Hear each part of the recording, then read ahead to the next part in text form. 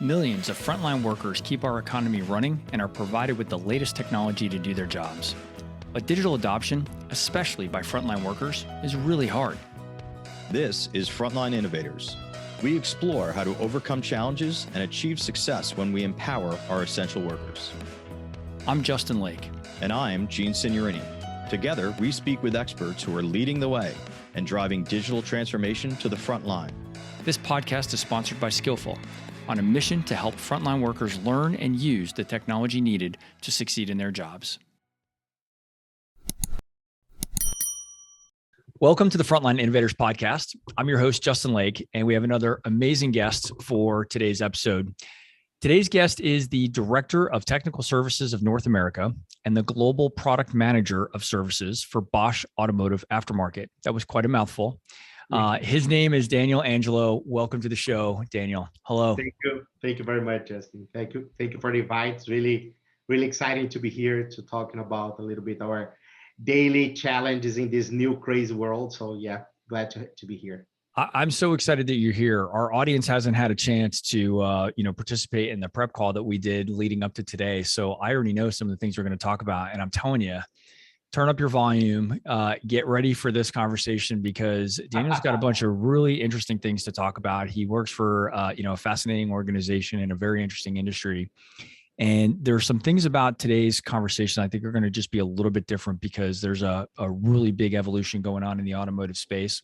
Absolutely. And that I think is very, very relevant to innovating on the front line. So I want to get to all that. But before we do, I want to ask you the question that we ask every one of our guests, which is what you think is the biggest challenge facing the deskless workforce today. Wow, that's actually a very good philosophical question in the end. I think it would be hard to name one. So I'll be cheating a little bit. I'll name two. We'll give you a pass for that. Thank you very much, Justin. I believe one is a social, very strong trend, which is people, they don't want to be as hands-on as people would like to be in the past. So it's really hard to find some hard worker that likes to be out of a desk, hands-on, fixing things, improving things, working things. So socially speaking, I believe we have a biggest change on that. Technologically speaking, I believe every single area is getting more and more complex with Internet of Things, or IoT. So big volume of data, big volume of information, everything is connected, and it's really hard to find the good information when you need, how you need. Sometimes you need a concierge. It's not just a coincidence or a chance that Google is huge as they are. It's because they found a good way to help us through all this, let's say, endless ocean of information. So I would say, technologically speaking, IoT is one of the biggest trends, a lot of data and information. Socially speaking, I would say finding good people, it's becoming one of the biggest challenges that we have in our industry today. Yeah, it's really interesting. You mentioned the hands-on workers and maybe that work seeming a little less appealing to the workforce that's coming out. I have a small sample size, but one of my son's friends actually is headed off into automotive repair. So, my son went out the college path, but this guy's going to technical school. And, when you and I talked about some of the challenges, I see him being very much hands-on. He's looking forward to that work, but he's probably going to struggle a little bit on the technical skill side. But you're saying that you're having a hard time finding the right number of people, or the industry's having a hard time finding people that just even want to do that work, period. Absolutely. And it's very funny. For example, in my industry, we have auto repairs. It's super, super common when you have a very successful auto shop that you built over decades.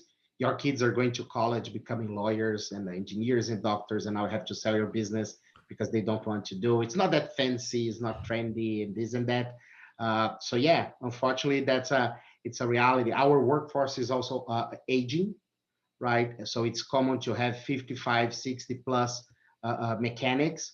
And then with all the new technologies start getting, one of good challenge. So we can, let's say, trick old dogs, new tricks.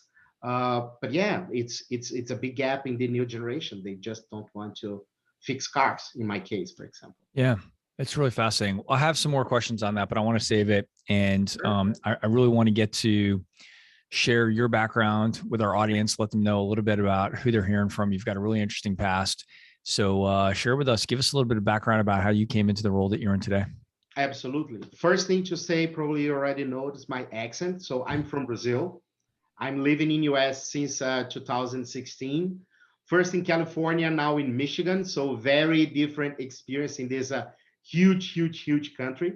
So I started my career as a physics professor and end up joining Bosch, repairing test equipment for diesel, big trucks.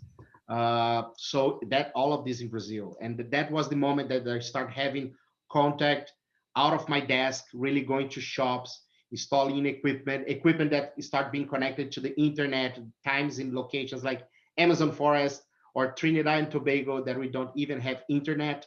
So that start facing some of the challenges that our techs they have today when they are out of the office. Then Bosch gave me the opportunity to manage the repair shops in Brazil. So we had 7,000 repair shops. That was a great, great moment to know how shop owners think, how the technicians think, what are the challenges that they have, all the transformation in the industry. And that was the moment that Bosch said, okay, Daniel, how about going to US, to California to launch a new project that was pretty much digitalizing the technician. So you can order oil change through an app. The guy will fix the car anywhere, and you don't even need to go to a repair shop anymore. I said, absolutely, let's try that. So I had a very nice opportunity to go to California and understand a little bit the repair world there. But our headquarters is in Michigan. So after 2 years, they told me, do you want to exchange California for Michigan? And the guys in California were telling me, don't go there. There's a lot of cold and snow. You're from Brazil. Don't do that. Don't do that. But actually, we're super, super happy in Michigan. Michigan's an amazing place. It is cold, but actually, we love it. We love it. We're having a great time here in the last 3 years. So that's a little bit my career, personal path inside Bosch. And today, take care of what we call technical service. That could be training people. That could be tech support, a technician over the phone. That could be sending people to support someone on the road. So yeah, if you're not a product that we can pack, so you're a service. Then we are supporting the market with that. That is awesome. So Daniel, one of the things you said at the opening was, technologically speaking, things are getting more complex with IoT. There's a massive amount of data and everything is connected. Tell me how you see that affecting the deskless workers in the automotive community. These are mostly mechanics that are being affected by this, or are there other people in the organization that are equally affected by that as well? You mean, for example, when we are talking about the technological evolution of the vehicle, for example? Yeah. Let me give one example, very simple. And I will use my old days of the diesel. Bosch invented the diesel pump in 1928. So almost 100 years ago. For 80 years, every time that we have a new car, the only thing that we have to launch is a new test data.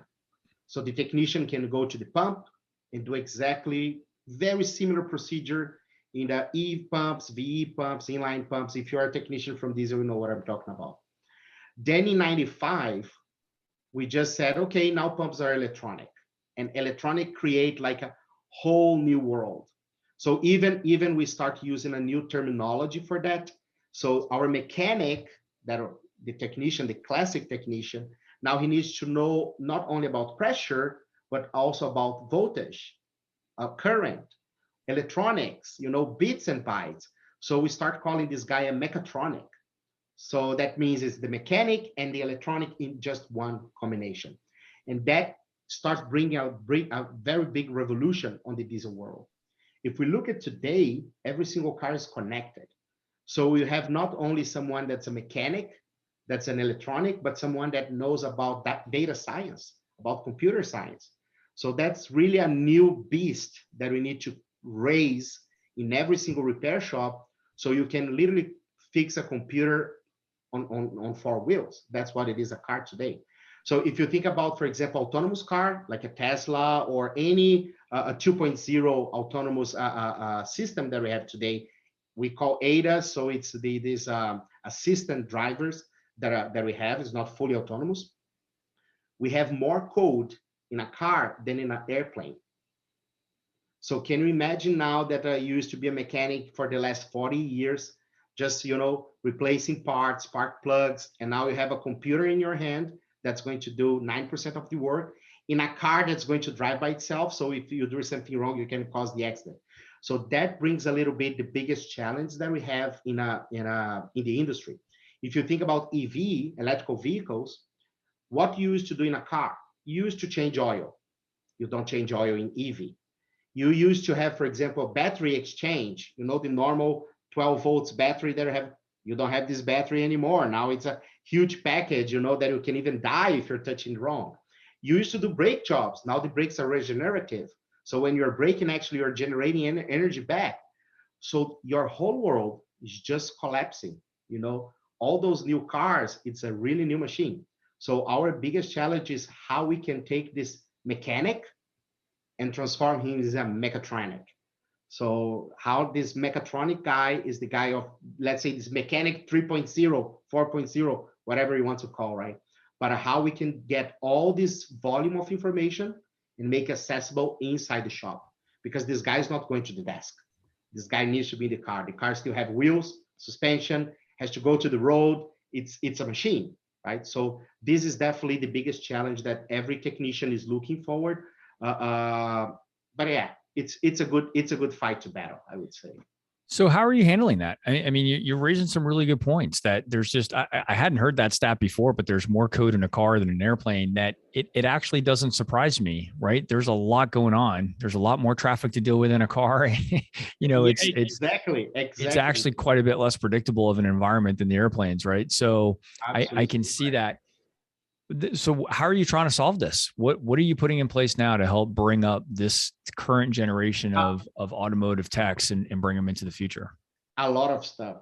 One thing though, it's playing our favor, so I cannot complain that. Working in the automotive industry becoming fancy again, right? So if you think about the kids, they're going to say, I want to go to Google, I want to go to Apple, I want to go to all those big IT tech companies, right? Now automotive, they are again IT big tech companies. You have this Teslaization of the market, so it's cool again, right? And we have all those new OE companies in Silicon Valley, and and in Europe and in China, and they're global quickly. So that helps to bring new talent. But we have two main challenges here. The first one is we cannot forget that we still have a lot of normal cars running, and that they are getting more complex. So it's not just that every single car now is a Tesla or a Rivian or Lucid, whatever. We still have Fords, Hondas, Volkswagens getting more and more complex. So I need to make sure that the current technicians, they are going to this new world. That means a lot of training. We can do virtual. COVID help us because now people are getting more digital and doing more, on the screen training. That also brings VR and AR to the game. So we can really do a training on the site, not having to send someone. So new technology is also helping in this knowledge transfer. And in the end of the day, even doing remote work. So something that was impossible to do in the past, now it's very common. I can have a technician in Texas fixing a car in New Jersey over the air. So all of those technologies also play a very important role to make sure that the current workforce can be ready for the future. So that's one movement. The other movement is really bringing new talents to the game, right? So we can see with EV, the labor is getting more valuable. So of course, it's economy, right? If you pay me a better salary, I will be more interested in working on that. We also see the work, it's getting, let's say, less greasy and more tech.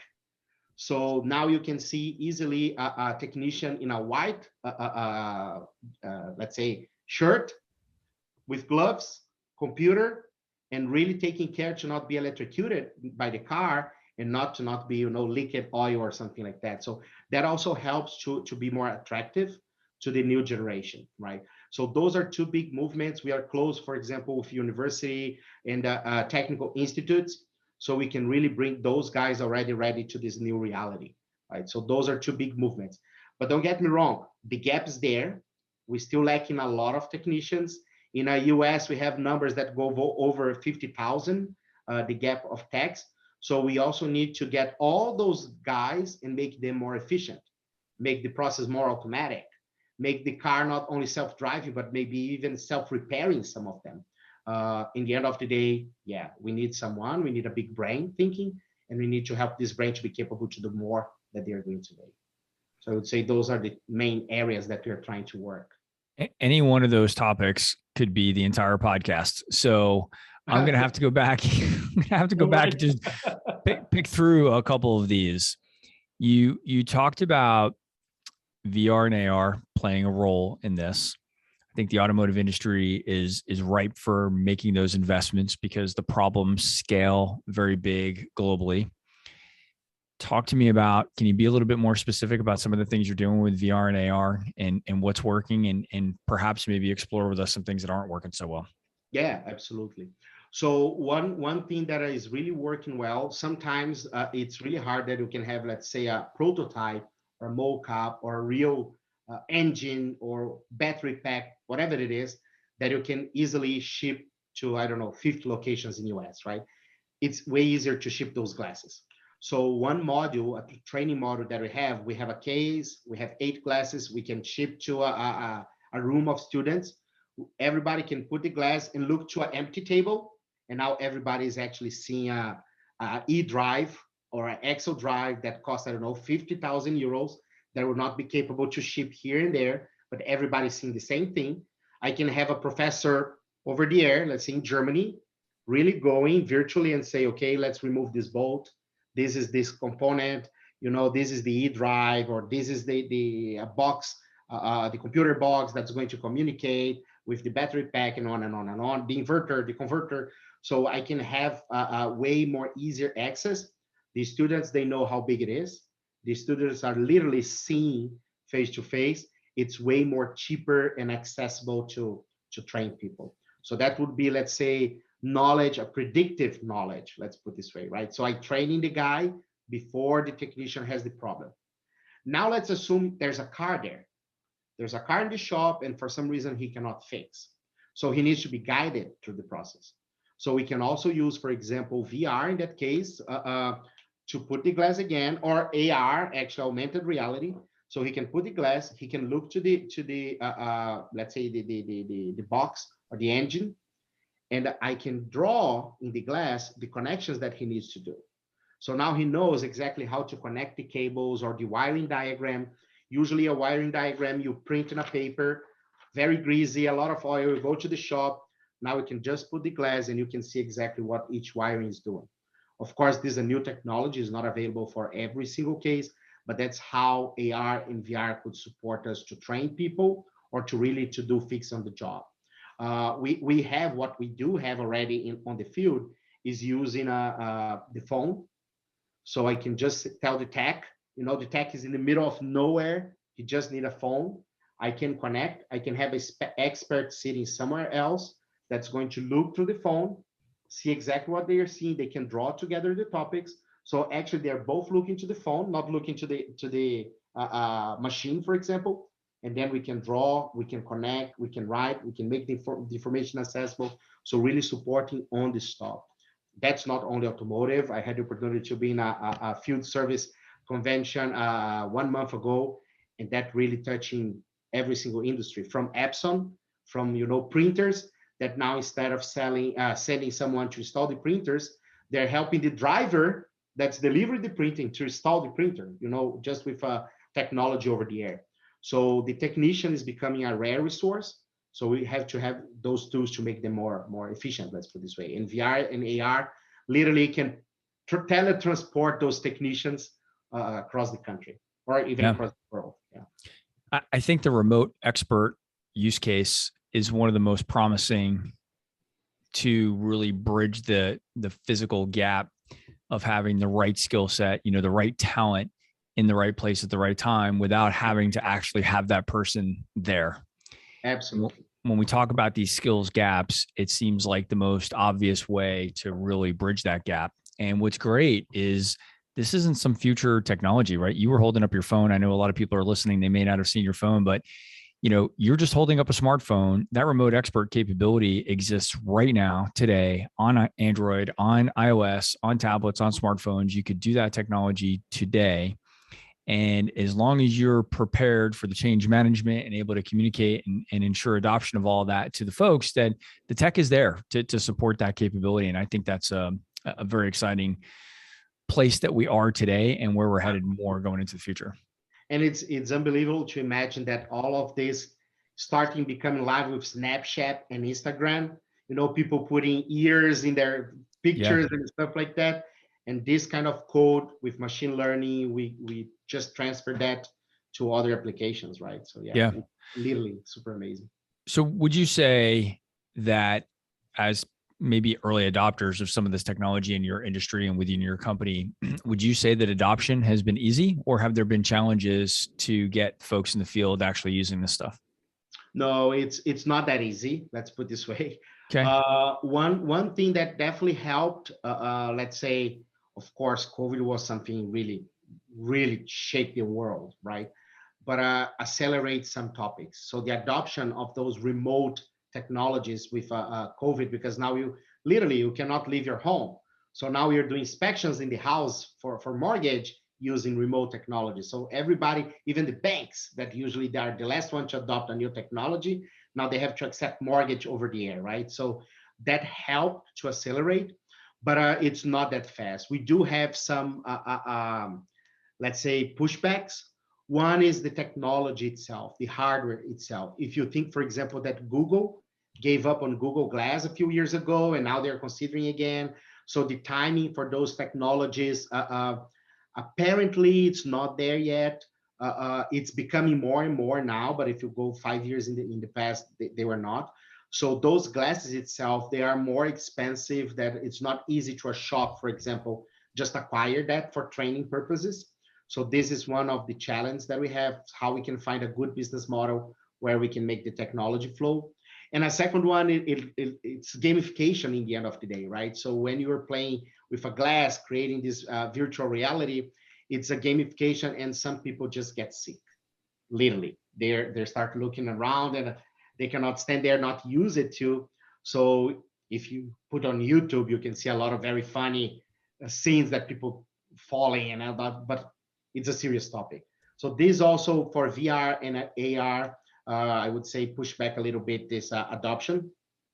The last topic, technically speaking, it's not the same that you just create a wiring diagram in a paper, or you're creating a wire diagram in a format that fits to VR, AR. So the investment that you need to create this kind of content, it's also higher.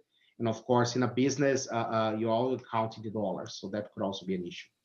Those three, but they are being overcome way faster than we predicted before. So we should be seeing more and more of that. Yeah. So I want to go back to a couple of things. So the hardware piece makes sense to me. I think the hardware still feels a little goofy, probably to some people, just isn't ordinary yet. That's going to start to go away. My son has a VR headset that he uses. He's 19. He's not a big gamer, but he does have a VR headset, and he's been watching movies and playing games on that thing. So I think as people my son's age start getting into the workforce, putting a headset on for the purposes of work isn't going to feel that out of the ordinary. The 50 and 60-year-old guys in the organization today absolutely may feel a little less comfortable, in learning with that approach. But I know the tech is coming a long way. There's a lot of speculation that Apple's coming out with some things. Maybe there'll be an enterprise play there. So who knows where it'll go. But what we know, the tech is going to get smaller. It's going to get lighter. It's going to get faster processor, and it's probably going to get a little less expensive. Like, I don't have any magic insights, but I can imagine all those things are going to happen. So those hardware things should start to get a little easier, right? And one thing that I really like to do in any time that we're trying to predict the future, it's really look to the past. So I can get another technology as an example. If you think about the joystick. So the joystick was invented in the 80s for Atari playing games. Atari, yeah. And now people are flying airplanes with joystick, doing surgery operation with joystick. So yeah, it took a while. Yeah, it does. But as you said, the new generation coming, and they're coming with that embedded on them. So it's the same for VR. I also fully agree with you. They'll be smaller, they'll be cheaper, they'll be more natural, and all those applications will also fit better. We are having more and more, let's say, software codes that help people to code for those environments. So yeah, it's coming. Absolutely. What about connectivity? I've heard some challenges. Some companies I've talked to have tried to explore AR VR solutions, but particularly you mentioned field service before. You were at a conference recently, and a lot of field service techs do their jobs away from a place with fantastic connectivity, right? So they may not be connected to the LAN, to the Wi-Fi in the building. They may be out on a public network, and in certain cases, it's just not practical for VR. Has that been a barrier for you, or has the nature of the work that you've been involved with, has that just not been a problem? It does in a few cases, right? So for me, of course, in the repair shop world, we do have most of our operation in the big cities where the cars are, but we do have cases, right? We have trucks in the middle of a mining in Chile, in the middle of nowhere. We have ships in the middle of nowhere. Yep. But we do have two things that are coming very fast. So of course, everything has to be in the cloud, and that was one of the components to make the things smaller. So it's just, a very simple monitor connected to the cloud. But if you think how we're doing satellite faster and faster, like Tesla with Starlink, literally they just went a couple months ago to Brazil to make sure that the Amazon forest now has 5G. Like, come on, Amazon forest has 5G. So Crazy. we are also counting exactly in this faster adoption. If you go to a country like China, when you have a super strong government present and influence, you have 5G in a tunnel, in the middle of a train, a bullet train between Shanghai and Beijing. I had the experience, and you see nothing, but you have a perfect 5G. So those internet embedded on the structures like a train with satellite, this is becoming faster and faster. So it's still a challenge, it's still very expensive. So yes, you can have fast internet in the middle of the ocean, but you have to pay like $20,000 for that. Right. But it's coming, right? And probably you'll be capable to do 95% of our activities with VR. And now I have time to send my tech to the middle of the mountains, in Colorado to do something where internet's not available. Yeah. That could also be an intermediate stage. Yeah. So that actually brings up a next point that you had raised before, which is the investment level. And this is something that it kind of drives me a little bit crazy because there's an expression, penny wise, pound foolish, that I always felt like, we don't want to spend a few bucks now, but we keep sending guys on planes to go fix stuff in remote cities.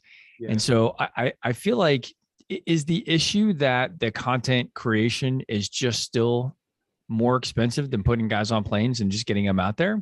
Or is it just that we don't have a budget, we don't have a line item for all that content creation for AR, VR content today? So it seems like it's incremental spend, even though we know that there's an opportunity to save a bunch of money down the road.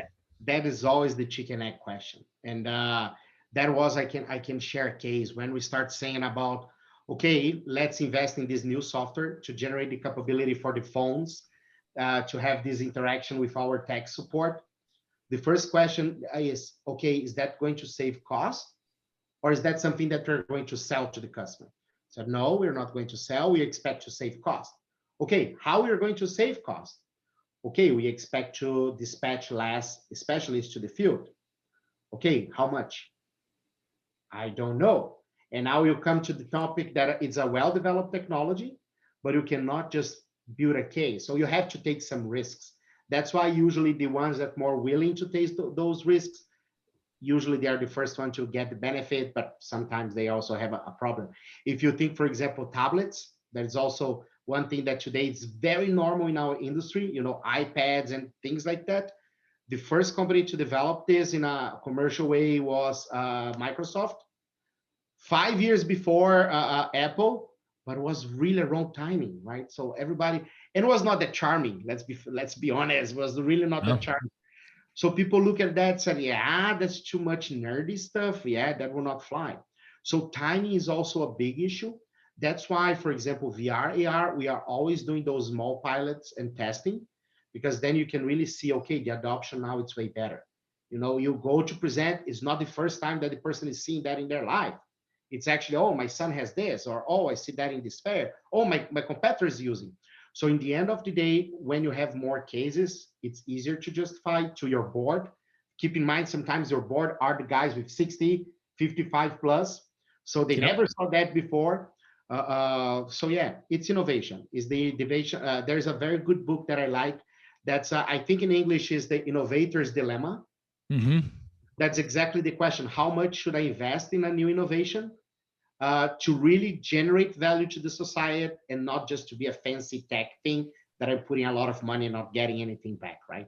So today, specifically VR, answering your question a very specific way, for me, the hardware is still one thing, but also the facility or how easy is to develop content. It's not easy to find a, let's say, a technical writer that can code and write for VR. So that also adds some complexity to the Yeah. equation.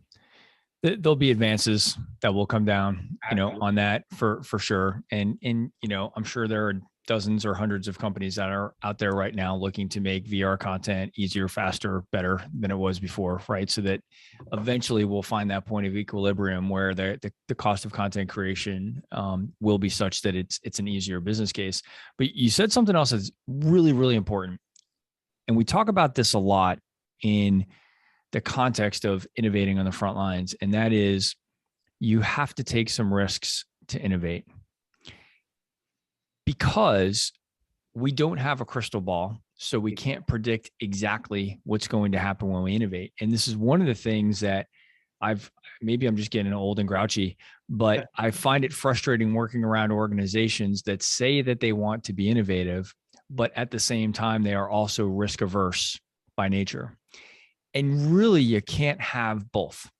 The companies that are most innovative, it's not that they're just living in the wild, wild west all the time, but they have accepted that innovation comes with some amount of risk, that we have to take educated, make educated bets and do it in small bite-sized chunks so that we can go out and experiment in this way. And it sounds like you've been around a lot of opportunities to do that. Yeah. And one thing, there's two things that I would mention that helps in this risk, right? One thing is really organization supporting that. So we do have in Bosch, for example, we have this, we lead Bosch rules. And one of them is we accept failures, but we have to learn from them. So that's the main thing. When you think about those great names that we have, like Thomas Edison, how many times he fails to do the lamp, but he never failed the same thing twice. He always learned a new thing and improve and improve and improve, and he got there. So when you see any big innovator, yes, you're not just having a bright idea in your dream and now it's done. You're failing, but you're failing in a structured way. So you fail fast. So that means it costs not a much. You learn something, you improve, and then you try again. So one thing that we say all the time, and that was, for example, why I was invited to go to California, was okay, we want to do this new initiative. We want to innovate the business model. So it's not this, the services are oil change, it's the same, but the business model is different. People are not going to the shop anymore. They're ordering everything online. They're doing all the experience on online because the best repair shop is your home. So that's the most comfortable one. You don't need to leave your home. But let's test in California first. It's a small scale. Let's not use the Bosch brand. Let's learn. We can fail. If you don't, we learn. We make it corporate. Otherwise, we fail fast. So that's also one recommendation that I can give to anyone looking to innovate. Create this special safety net where you can really fail, right? It's like when you buy a new thing or you try to learn some new thing, like you buy an instrument. You're not going to play a song. You're going to fail a lot. And it's okay to have a moment, but you have to balance that with your cost. So create, let's say, an experiment that you can really learn from your failures, or maybe you're very lucky and you can do hole in one in the first shot, right? So that would be amazing. But usually all the companies, Bosch, we have 20 patents per day. So we are heavily based on innovation and invention. Our motto is invented for life, but we create an environment for that. We create an environment that we can fail fast. And when we fail, we learn, and your boss is supporting that, right? Because in the end of the day, everybody has also, okay, if I fail, especially in US, I can tell you, being a Brazilian working in a European company, US people are really driven by you cannot fail. You cannot fail. You have to succeed. And that creates some, let's say, blocks when you're going to try something new because you have all this pressure that you cannot fail. I really like when you think about those big sports guy like Michael Jordan that says, You know, I did a lot of last shots, but I also missed a lot of last shots. So I was the one missing most, or those guys from hockey that says you cannot score if you don't try, blah, blah, blah. This is kind of the innovation path. You take the risk, and if you fail, you try again. You learn and you try better until you succeed. So Yeah, that's what I can tell. I love that mindset. I think we actually need to reframe and maybe use different words. I'm not suggesting that you should change your company Don't worry, English motto, is not my first language. but no, the word failure, I think it's different to make mistakes or to have an experiment that didn't go as we expected. That's a good point. Yeah. I don't think that should be considered a failure. Yeah. It should only be considered a failure. And this is built into what you said before. It's only a failure if we didn't learn something from it. Absolutely. But I think that is the part. And maybe it's interesting you bring up this, American culture thing. Maybe we are too worried at times. Certain organizations are definitely too worried at times to have any mistakes. They don't want the blemish on their record, perhaps. But I think that holds a lot of people and teams and overall organizations back from maybe doing some of their best work, because they look at making, if an experiment doesn't go as planned, it's a failure. And I look at that very differently. I say that this is a learning process. We're going to try a couple of things, but you said something else that's really important. And that is that you have to do them in a measured way. You have to take those risks in a measured way so that you're not, betting the entire company fortune on this idea, but you're doing things measured. I think what you talked about with Bosch's example of the oil change business is fantastic. That one of the ways you de-risked that solution, that project for Bosch, was by doing it under a different brand. So you could still go experiment. You could go test the idea, see if this was going to work. If it works, great. Bosch can take credit for it. If it doesn't, then you just kind of put the brand away and you move on to the next idea, right? I think that's absolutely freaking brilliant. And I think other big companies ought to be doing things like that so that you can be innovative and take the risk, protect the brand. I understand the brand's important, but you can't hold yourself back, because a lot of big brands that never figured out how to innovate are going away. And there are going to be more that are going to continue to go away. Exactly. If you think in the automotive, that's so clear, because every single OE, every single car manufacturer, they knew how to do electric vehicles. Come on, guys.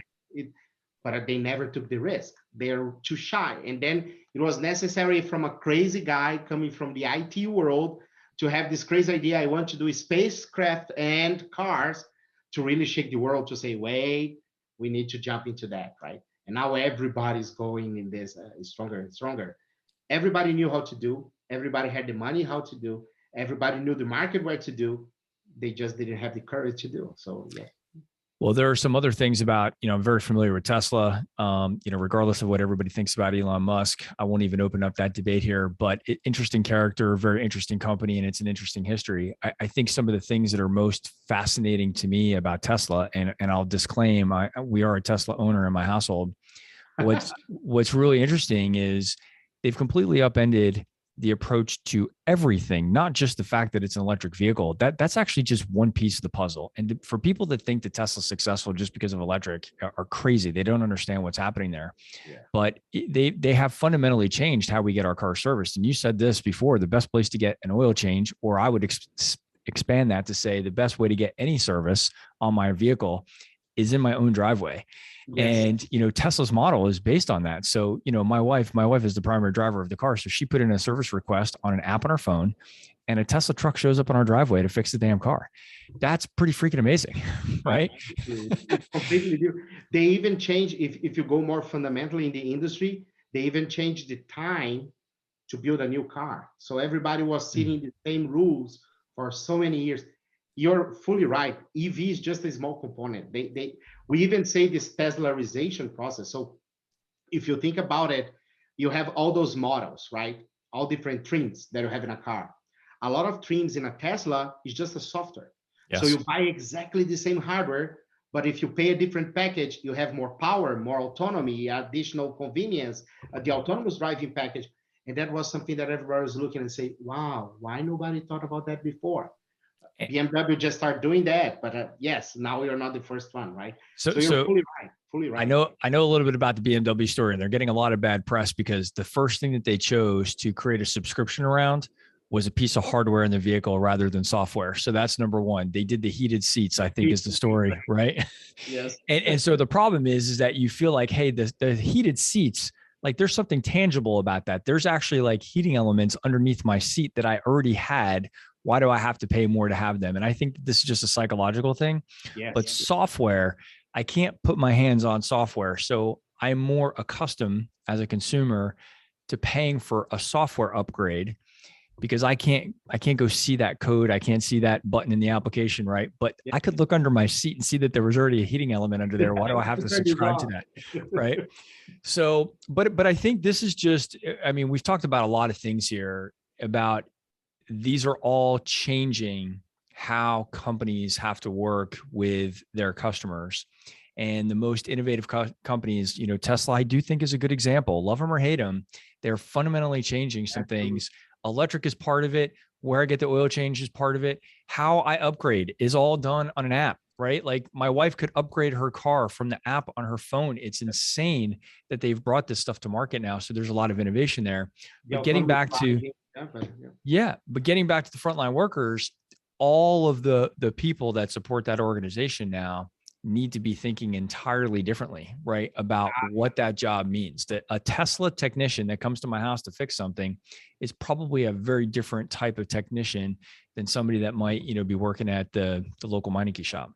Absolutely. Even that, for example, today, Tesla decide they own their own service centers. Even Right. that's a different model. Yep. So what they're doing now, it's we don't need dealerships. You know, all those fancy glass dealerships. You buy internet, that's also very different. But Yep. we do have all those service centers. We help them actually to build those service centers. And as you said, 80+% of the service that they have is a guy with a car visiting you and doing the service. And if you need something, then the guy itself can drive your the Tesla to the service center and provide the service. So Yeah. it's a very different way to think. It's a very different way to act. And the technician itself is a very different one. So if we look in US, we have 500,000 technicians today that are becoming mechatronics every day. Yep. If you ask how much of them has an ASC certification for EV, ASC, they just launched the certification program for EV. And if you're a Tesla technician, you need to have that.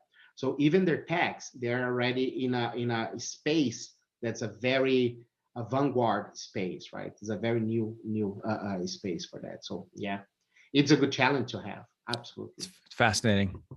What we're kind of running out of time here, but I'm curious to get your sense, Daniel, on what advice you would give to others who work inside an organization who maybe isn't as innovative as the organization that you work for, but they have a personal interest in trying to bring more innovation to the company. What advice would you give them about how to deal with their company and their leadership and their culture? One thing, it's first, don't be afraid of technology, because technology really helps, especially the good techs. I have this story. If you look Ford, there's a very good saying to say Germans invented the car, but the Americans invented the car industry. So Ford, when he made car affordable to every single one, that was extremely innovative how to produce those cars. But he put a toolbox in every single car, which is an additional cost. And the point was that he thought that everybody would fix their own car. In the end of the day, that's not a reality. The car is so complex, technologically speaking, that we need technicians for that. So technology helps everybody that's in the organization that's dealing with frontline. And if you want to innovate on that, my main recommendation would be, first, get help. I mean, in your organization, you're not the only one looking for innovation. Two, especially if you're leading, allow room for failure. Allow room for the new guy that just arrived with a lot of crazy ideas that they can test and learn and bring something new to the company. Because if you're not fostering that in a very specific way, you know exactly how much dollars you're putting in the game, your organization will be afraid to learn.